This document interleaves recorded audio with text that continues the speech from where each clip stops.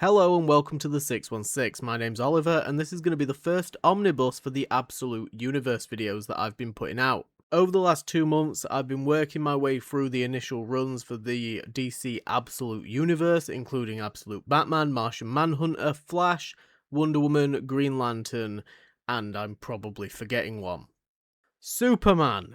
Anyways, this is going to be a compilation video putting together all of those other videos. If you want to know where each of these characters starts off in the Absolute Universe, then this video is going to be for you.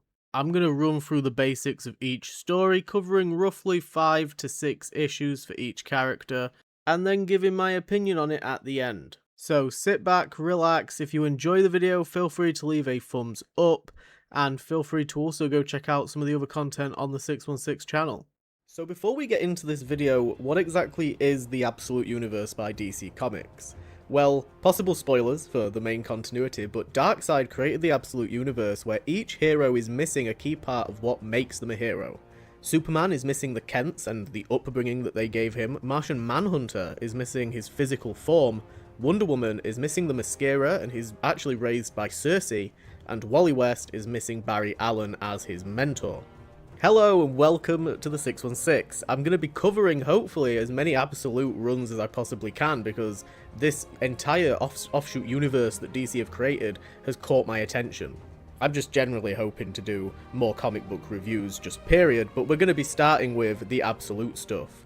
We're going to be focusing on Absolute Batman first, as obviously the title and the thumbnail gives away, but I do plan on also reading the other runs. Seems really good as an option for people that don't want to commit to the current DC runs being released in the main continuity, like myself.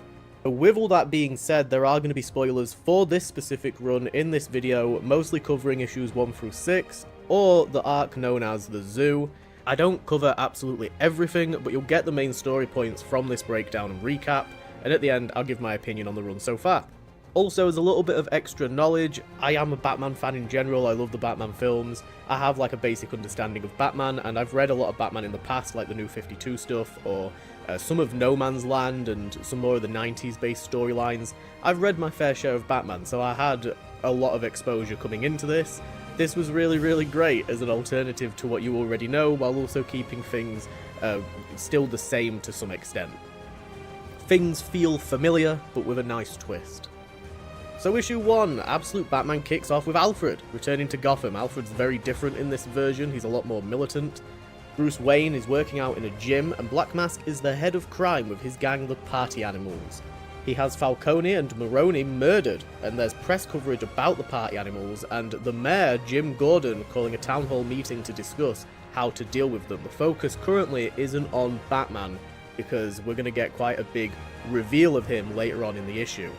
The Party Animals crash the town hall meeting and gun down Gordon, though not dead, leading to Batman confronting them while a militarized Alfred watches from a rooftop with a sniper. Batman brutally dispatches them, he's violent and even chops off a hand, but doesn't kill.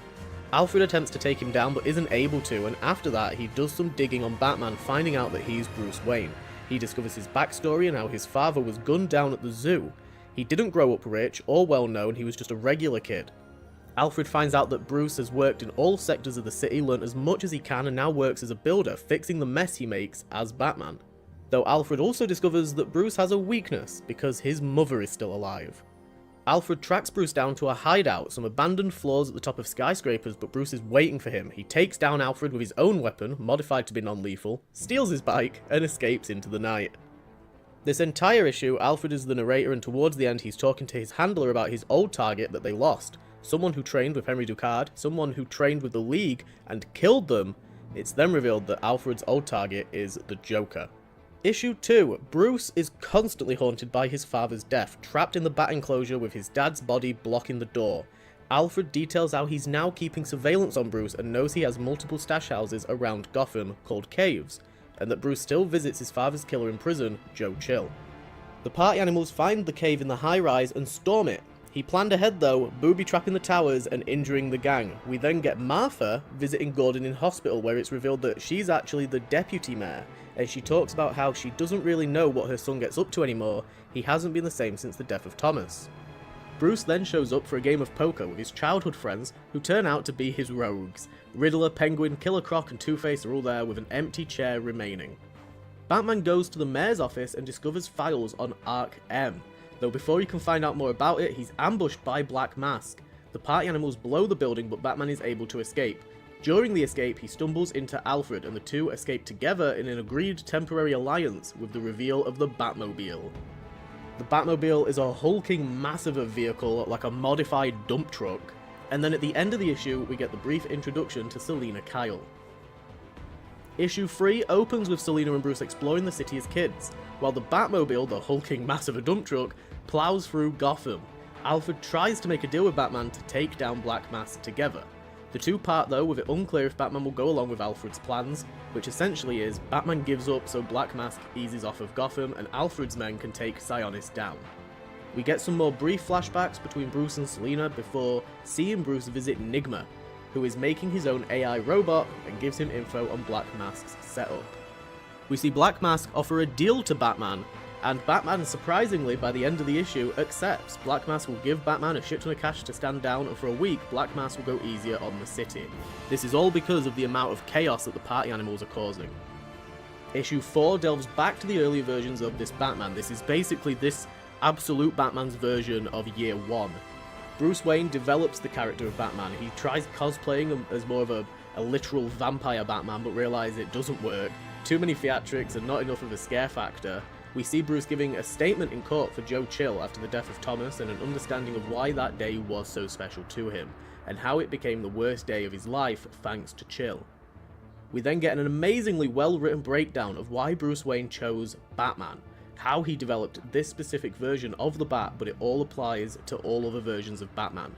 This issue in particular is really great for anyone who wants to know why exactly Bruce Wayne becomes Batman, the logic behind it, and why in his brain it makes sense to him. Next up, issue 5, and this issue shows us the working relationship a lot more between Martha and Gordon, as well as some flashbacks to Gordon attending Thomas's funeral. With the party animals holding back, Roman, Sionis and Batman meet on a rooftop, though Batman reveals that he wasted all of that money that Roman gave him making a giant bat signal, which he's done in the hopes of rallying the city behind him against Black Mask. Black Mask and his men attack Batman, however, tricking him into getting caught, where he then dislocates Batman's arm. Batman manages to escape, though wounded, and makes it to one of his underground caves, whilst Roman makes his offer to the city.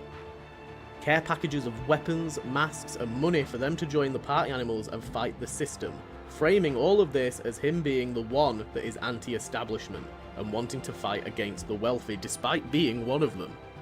A wounded Batman enlists the help of his friend Oswald, where we then also find out that the rest of his friends, or rogues, now know his identity. Oswald flies him over Black Mask's ship, and he leaps out with the plan to blow it up and crash the city's servers for Sionis' operation. He makes light work of Roman's groupies, including punk kicking a child off of the boat.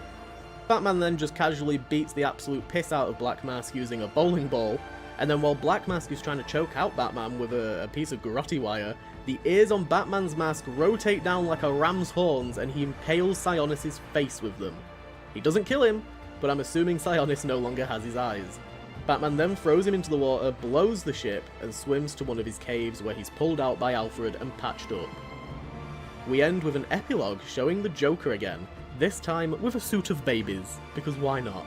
And he's ordering Bane to go to Gotham. So there we go, there's a recap of issues 1 through 6 of Absolute Batman. This was a doozy to read and really, really enjoyable. Like I said at the start, I think the fact that a lot of this is very familiar, but there's twists and kind of changes that are being made, small changes that just mix things up quite a bit. There's still a lot of the aesthetic of Batman and the vibes of Batman, but with the added brutality and this over-the-top vibe of Gotham. It reminds me a lot of when I was a kid and watching the Burton films about how they were very stylized and, you know, you had all that gothic architecture and it just felt very, very Burton-y. And this has a similar effect of, not necessarily that it feels very Burton-y, but it just feels like its own universe and its own thing. And it's really, really cool to get into and see these alternate versions of the characters, seeing what Batman might be like if Martha was still alive, if he didn't have money. What might his situation with his rogues be? Slowly getting to see his once childhood friends develop into possible villains is really, really interesting and fun to see play out. It's nice getting a full 6-issue arc where Black Mask is the villain, a character that's usually overlooked quite a bit. And then of course the teases to everyone's favourite overused character, the Joker, where we're clearly getting an insanely dark interpretation of him. Overall, this run has been absolutely brilliant, and I cannot wait to read the rest of it, and it's made me really interested in the other Absolute versions of these characters, so I'm hoping to also cover those. The issue opens with an introduction to Krypton and the state of its classism. The crest often seen on Superman's chest here is the same crest used by the Labour Guild of Krypton, a sector of people considered the lowest because of their skills with manual labour, not as important as intelligence-based sectors like the scientists. Very early on, this series establishes that it's going to be tackling issues along the lines of classism, AI usage, and just general creativity, that it tends to sprinkle these issues throughout the arc, and in my opinion it's done in a really good way. We then come to Earth, where we're introduced to a mining project ran by the Lazarus Corporation. We don't really find out too much until towards the end of this arc about the Lazarus Corporation itself, but it does pop up a lot. It is the main villain of this arc. Kal-El is there at the mining operation, helping to put an end to it because of the dangers that the workers are being put through. Peacekeepers storm his dwelling and a huge fight ensues. He manages to save people and get them out with a huge militarized force starting to move in on him. At the end of the issue, Kal-El stands off against the Peacemakers and Lazarus, but is caught off guard when a female Lazarus agent captures him with the reveal of Lois Lane. Cuffed together, we enter issue 2. Kal-El and Lois are assaulted by Peacemakers, who would do anything to take down Superman, even if it means some friendly fire on Lois Lane. We get a tease that the Peacemakers are operating with something called the Brainiac system, and we get a better introduction to Sol, Superman's cape, which seems to be an AI that can morph and change to Superman's needs. This is all quite ironic because Kal-El ends up getting penalised while on Krypton for not using AI in his schoolwork. We then see Kal's parents developing Sol with the intention of using the technology to escape Krypton. So over time, Kal-El has had to learn to use AI in a way that helps benefit him. But back when he was on Krypton, he was very reluctant to use it, and he was punished for not using specifically generative AI. Lois Lane ends up being left by Superman, and when writing up her report, she ends up writing a pretty honest report on her experience with him, and we also get a brilliant breakdown of Superman's character. This was the same as Batman in the Absolute Batman run for issue 4, where we got the brilliant breakdown of Batman's character and mindset. This was the exact same. It was a full breakdown of the character that applies to other versions of Superman. We then see a specific Peacemaker, Christopher Smith, going into business for himself, turning on innocent people, and the issue ends with him seemingly mowing them down. Issue 3 is a huge flashback to the fall of Krypton, or at least the start of it. There's a rescue mission to save Jor-El after he gets imprisoned, and the reveal that Kal's parents plan to leave Krypton together with him, and that the upper class of Krypton have also prepared to escape in their own ships. At the end of the issue, we see an elderly Martha Kent seemingly passing away in a hospital bed. Though that's not the end that we'll see of Martha, as she's going to come back up a little bit later on, but just a bit of a tease as to the situation that she's in. In issue 4, we see Lois tracking down Superman across different countries, while Peacemaker is attending trauma therapy about firing at civilians, where the Brainiac system refuses to acknowledge that he tried to massacre people. Lois gets approached by the Omega Men, a resistance force, and seemingly led by someone called Omega Prime, who ends up opening fire on Lois, and the Brainiac system sends Peacemakers to back her up. Superman saves Lois from the Omega Men, one of which is revealed as Jimmy Olsen, and he freezes the Peacemakers with his ice breath. After he leaves, Christopher Smith actually does massacre a heap of civilians in a fit of rage from the humiliation from being beat by Superman. Issue 5 picks up with the escape of Krypton. That's continuing. It's been a very slow burn throughout the series, but Cal's family are trying to get as many people off the planet as possible. It is erupting from the inside out with kryptonite. Meanwhile, after the massacre, Cal is hunting down Christopher Smith, destroying Peacemaker outposts. Sol, Superman's AI cape, discovers Brainiac, who wants to speak to Cal. With more Krypton flashbacks, we see Cal get separated from his family in Krypto during the escape. And then in the final issue, issue 6, after spending a year and a half stranded in space, Cal and Sol finally crash land on Earth. Cal is rescued by the Kents and taken in, going through a rough adapting process as his body changes and he painfully gains his powers. This is where the Kents start to raise Kal-El, but peacemakers storm the Kent farm to retrieve Superman. Cal then chooses to leave the farm in order to prevent the Kents from getting hurt, going on the run for 5 years with the peacemakers chasing him the entire time. We see Lois, who has tracked down Martha Kent to Smallville, where she's in some sort of dementia ward or some kind of hospice, though we don't see any more of that story for now, as our arc ends with the reveal of who Brainiac is really working for, Ra's al Ghul.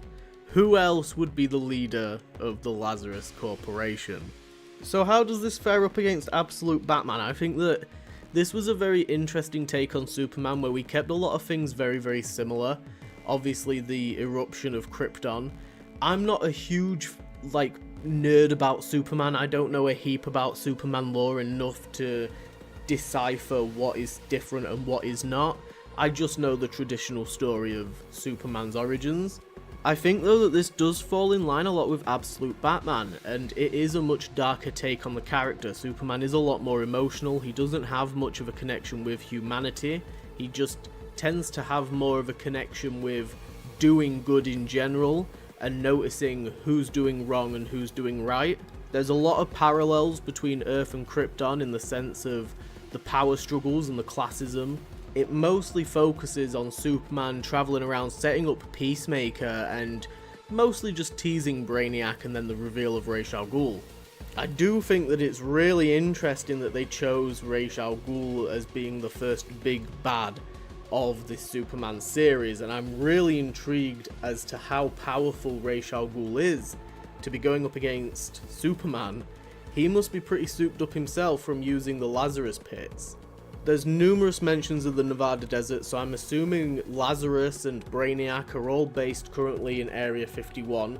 It's going to be really, really cool moving forward, seeing Superman confront Brainiac for the first time, getting our first good look at him, and then of course facing off against Ra's al Ghul. While I don't think that this holds up as strong against Absolute Batman, I still think that this is a really solid run, and for the first 6 issues I have really enjoyed reading it. It's got a few pacing issues in my opinion. Sometimes we focus a little bit too long on the wrong areas of the story, but by the time we got to the end of it, it really wrapped itself up very, very nicely and left a lot of teasers for what is to come in the future. So there we go, that is Absolute Superman Volume 1, The Last Dust of Krypton. We open at Gateway City, where a UFO is dispersing some flying red creatures, but we're quickly introduced to Wonder Woman combating the creatures and the reveal that she was raised in hell by Circe. Diana is given to Circe by Apollo, ordered by Zeus for crimes the Amazons committed against the gods, which we don't really know too much about just yet. Circe raises Diana and trains her before revealing her true identity, that she is an Amazon. We then catch back up with Diana fighting the invading Harbinger, and the issue ends with her owning her true origin. Then we meet Steve Trevor and we find out how him and Diana first met, and that she sacrificed her own arm to return him to his world. After dispatching with the Harbingers, Diana's next threat arrives. We get some more flashbacks of Circe struggling with the responsibility she's been handed by Hecate to look after Diana. We get introduced to Pegasus, Diana's trusty steed, but now we must face the Tetracide, a huge kaiju-sized creature. Before facing the monster, Diana meets Barbara Minerva, who seems starstruck to see an Amazon, someone she's only ever read about in mythology. With some help, Diana protects the city from the Tetracide spell and performs some magic to get her arm back. She then wields a giant form of her sword and jumps into a Dark Souls style battle against the much larger creature, chopping it in half. The Tetracide isn't done though, and using the lasso made for her by Cersei, Diana transforms into Medusa, freezing the Tetracide into stone. Though when she doesn't change back, Steve Trevor goes out to talk her down, Age of Ultron Black Widow style, to Diana's Hulk. She transforms back, but the story ends on a cliffhanger as Hades' hand drags Diana to the underworld. When it comes to Wonder Woman, it's safe to say my knowledge is pretty minimal. Mostly, I just know the live-action Gal Gadot version, and while that version of the character shines in certain projects, like her own first film and the Snyder Cut, it leaves a bit of a bad taste in your mouth when you look at the recent stuff. Going into this as someone that recently really got into Percy Jackson stuff though, made me appreciate all the references to Greek mythology and gods and how heavily this is leaning into that. Wonder Woman is a kaiju battling goddess from hell here, and she fits in perfectly next to the brutal Batman and the unaware of his own strength Superman. The art for this set of issues stands out against the others, it's got its own unique style, and I do really like, again, leaning into the gods and the mythology. It keeps you interested, it keeps you hooked, and I want to see what the encounter between Hades and Wonder Woman is going to look like. What I will say is that this arc is a little bit shorter compared to Batman and Superman. Both of those were the initial arc's 6 issues, and this one unfortunately only 5, so that's why this video is going to end up being a little bit shorter. Altogether, Wonder Woman does round out DC's absolute trinity with a fast pace and big battles. It stands out against the other two books. It's entirely focused around one event, so we don't cover as much ground as the others, but overall I really enjoyed it. We pick up the story with John Jones, an FBI agent who recently returned from a pretty bad explosive incident. From what we can gather, the explosion was pretty intense and he came out of it quite unscathed. He gets reinstated, but it quickly becomes clear that John is starting to see the world differently after his injury. He sees the world as bright, vibrant colours, and everyone gives off colourful smoke. He returns home to see his wife and child, where his child has made models of their family, but John's model looks like a little green alien. He soon picks up a case where a criminal seemingly also struggling with some sort of mental issue, and who believes in aliens ironically enough, needs to be confronted. Jones attempts to talk him down, though when cops arrive on scene they gun the man down. Throughout the early portions of the series we're introduced to the Martian more and more, and eventually he directly talks to Jones and the two inhabit the same mind. John Jones really struggles to accept this alternate personality in his mind, this Martian mindfucker, and the next case is a peculiar one because there are multiple people all setting fire to their victims at the exact same time. As he's investigating the cases, it escalates, and soon people are setting fire to homes and buildings. The Martian ends up explaining to John that the White Martian is behind the chaos, looking to destroy the concept of home and using humanity to do it to themselves. The White Martian seems to thrive off of loneliness, isolation, and fear. John and the Green Martian go to a homeless shelter, rescuing people inside the flaming building, when the White Martian sends a messenger, a warning to John. The White Martian's next plan goes into motion. He sends Middleton, the town that John Jones lives in, into chaos, boiling the city by altering the sun and the temperature, sending the citizens into short-fused fits of rage against each other. Neighbours become enemies and riots begin. Whilst trying to fix the sun through the Green Martian, John has a confrontation with his wife, which eventually leads to her blowing up in his face about how he's been neglecting her and their son, and eventually telling him to leave. Just as the Green Martian seemingly fixes the sun, suddenly the lights go out. The White Martian's true intentions were to turn out the lights, eternal night on Middleton. With the lights out, the shadows come to life. No, really, people are playing with their shadows, Peter Pan style. Their shadows are bad influences on them and company for the antisocial and lonely. But with the lights out, John's wife and child are in trouble as a psychopath approaches their residence. John is attacked during the night by a saw blade wielding wannabe surgeon. Meanwhile, the White Martian's knife wielding psycho approaches John's wife. The Green Martian and John eventually work together, and the Green Martian is able to teleport John straight through the Knife Psycho's face. It's pretty clear the White Martian is behind the Psycho's actions, and while John gets into a physical brawl with the man, the two Martians battle a huge psychic war as massive kaijus, and their weapons of choice are the ideas from the people in Middleton. Eventually, the White Martian is defeated, and the arc ends with John accepting his connection to the Green Martian and rekindling with his wife, though something sinister is lurking within Tyler, his son. I'm gonna be completely honest, this arc was insane. It completely blew my mind, and I wasn't at all expecting any of this when I was going into it. The art is a constant drug trip of wacky colours and shapes. Every page is like a Salvador Dali or a Picasso piece of like surrealism, with these like melting faces and bright colours. John is an intriguing protagonist who we're going on this journey with as he fights with himself to accept this new change that is the Martian mindfucker. And you know, he's been reluctant for a lot of it. He's only just accepted it. It's completely new for him, and moving forward it's going to be interesting to see how they're going to work as a team more, rather than him being reluctant like he has been in these first 6 issues. This has been a real standout book, and I'm gonna be completely real, it's been one of the best comic arcs I think I've ever read. The only thing I can really compare it to would be the second Young Avengers run from like 2013, where Wiccan's powers made the comic pages and panels change. This felt like reading art. It was genuinely unique and tackled like multiple aspects of mental health, loneliness, isolation.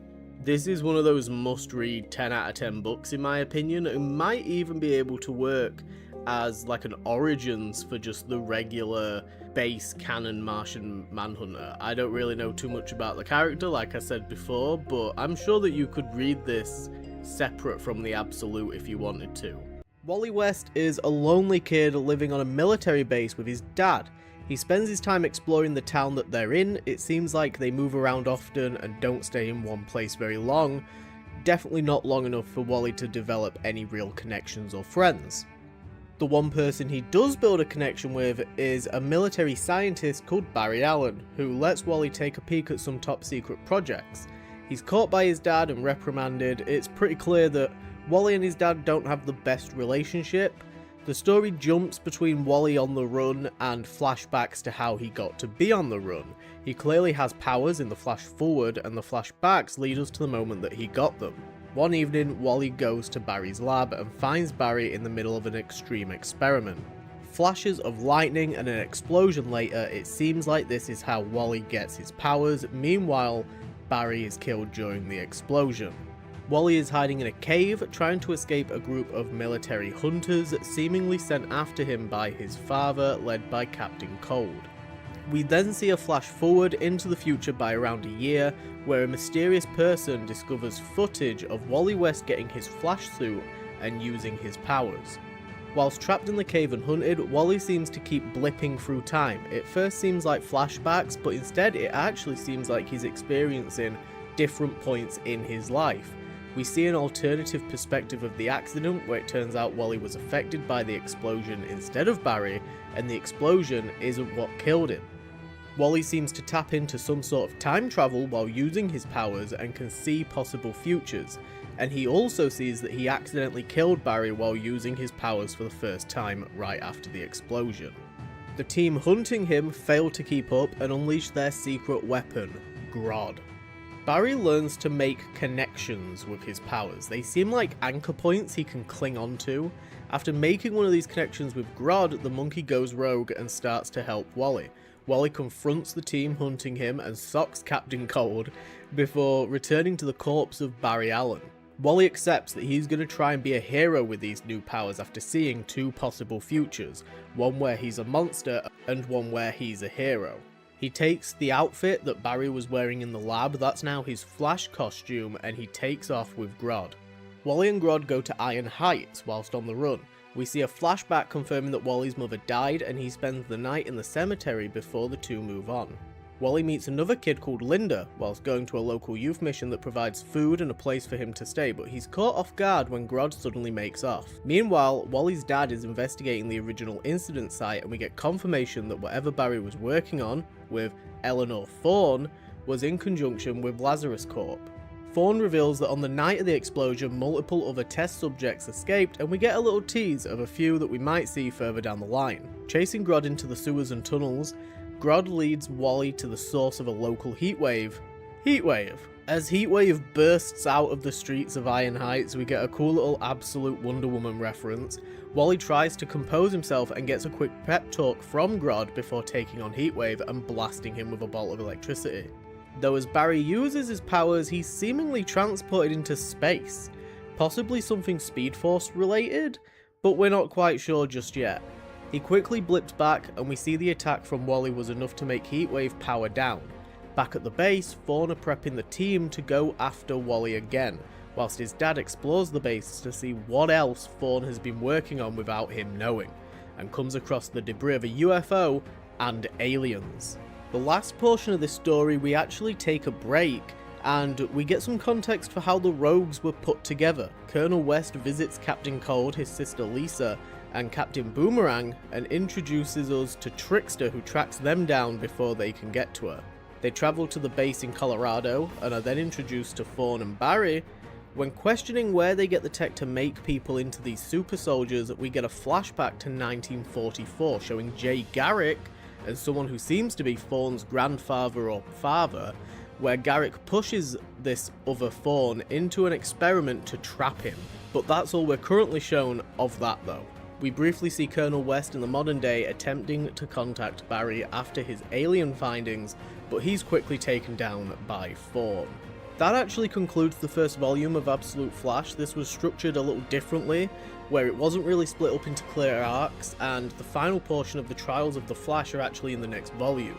As always, I am constantly and consistently surprised by how good these Absolute series are. There's some brilliant art in Absolute Flash, and as someone who's always struggled to find Barry Allen appealing, I've really enjoyed getting to meet and know Wally West. We haven't had a chance to learn too much about Wally's personality in this, but he's clearly got a lot going on right now, so I'll let that slide. I think the changes that they've made to the character are really great, and they're clearly leaning into the militaristic vibe of secret experiments and government conspiracies. Grodd is a cool little sidekick to throw in there so that Wally has got someone to go back and forth with, as he's otherwise isolated. His abilities seem very powerful, but we still don't know how much of his power might start to evolve. We don't really know too many specifics, and we got that possible glimpse into what could be the Speed Force or something else cosmic related. Suitably enough, most of the series moves at a quick pace. The slower moments are definitely in its flashbacks and moments with the Rogues, though as someone that doesn't know a heap about Flash's Rogues, I'm pretty intrigued as to where their characters will go and which other characters we'll see show up. Absolute Green Lantern opens up with Hal Jordan in a pretty disturbed state walking down a highway. He's stopped by a patrol officer who thinks he's acting suspicious, and when the encounter takes a turn, Hal Jordan makes the officer disappear. He soon arrives at a diner where an emergency broadcast is being played on the TV, showing a huge Green Lantern logo construct crushing a town. This entire run jumps back and forth, so there's going to be two different storylines running at the same time, the modern one and the flashback one. We start the flashbacks where Hal, Jon Stewart and Joe are in the town where the construct was seen, and they're in a diner there enjoying some food when the construct suddenly lands right outside. I want to preface that in advance, I actually thought that Joe was a completely original character, not realizing that she was one that's actually on Prime Earth and in the main continuity. The three head outside of the diner and see Abin Sur floating in the sky, seemingly the one who dropped the construct. We flash back forward where Hal is again being confronted for his strange behaviour, this time in the diner where the broadcast was, and he lashes out against some of the customers, taking a bullet from a person working in the diner before being confronted by a Green Lantern, Joe. Joe and Hal go back and forth, and Hal explains that the black substance around his arm that attacked those customers was triggered from him feeling threatened. Back to flashbacks, and we see Abin Sur addressing humanity and confronted by Police Chief Guy Gardner. After a tense standoff, Gardner stands down with his cops, but Abin Sur doesn't and judges him into oblivion. The cops open fire. Abin Sur mauls them and is confronted by Hal Jordan. He seemingly mauls them, but it turns out a little bit later on that maybe they were their own demise. Jon Stewart stops Hal from attempting to shoot Abin Sur, and Abin tells them to be without fear before leaving. Hal and Joe go back into the diner to discuss the power around Hal's hand. After the confrontation with Abin Sur, Hal, Joe and Jon are discussing what just happened before Jon reveals he might know how to stop Abin Sur. Hal explains that the Black Hand is hungry for light and needs Joe to remove the glowing lantern symbol from her chest, but she doesn't know how to. Suddenly the hand forms a gun and shoots Joe directly. Joe uses a construct punch from her lantern ring to deck Hal Jordan, sending him flying. Back in the town, Jon Stewart explains to Joe and Hal that fake gold can make its way through the lantern construct surrounding the town. He then shows real gold and that it can make holes in the construct. However, Abin Sur returns and casts judgment over Jon Stewart, making him disappear. A civilian wielding a shotgun that turns out to be Todd Rice ends up shooting Sur, but the alien leaves. With Jon now gone, Hal puts his own plan in motion, making golden bullets. Abin Sur and Joe are the next to have a showdown, after our characters determine Abin Sur killed everyone in the town. Though during the confrontation, Abin Sur reveals that everyone is actually alive. He drops some prophecies on Joe and goes to leave, but she reaches for him. The gold wedding ring that she's wearing helps her pierce his form, and she reaches into him, taking the light power, and she becomes a lantern. Very similar to like a power transfer. Suddenly the construct creating the barrier around the town collapses like a nuke, and we get the visual of the huge construct sat in the middle of the town like a toppled over building. We then see someone watching the aftermath from above in a helicopter with a reveal of Hector Hammond. I don't really know much about Hector Hammond aside from him being the creepy looking fella from the film. We then jump to the aftermath, and Todd Rice is now the focus. Introduced earlier as a friend of the core group, he's rescued from the debris by Hammond and his men. He explains that he could hear the confrontation between Jordan and Sur. Hal unloads bullets into him. A final judgment though is casted over Hal, and he's given the Black Hand before Sur's body vanishes. A back and forth happens between Joe and Hal in the modern timeline, and the fight is slowly making its way back to the lantern construct where Hammond is. So we get a bit more of a clear idea of the timeline here. The confrontation between Hal and Abin Sur, where Hal is given the hand and shoots Abin Sur. He then heads to the motorway and is then confronted by Joe in the diner. They're now fighting and making their way back towards the town, and Hammond is watching them the entire time.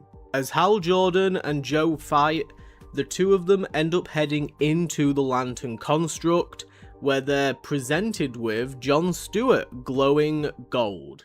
For the final piece of the arc, we get introduced to Agent Chase. We don't get too much exposition or context as to who she is, but she's being put on administrative leave. Jon explains and drops some exposition though about the powers and Green Lanterns in general.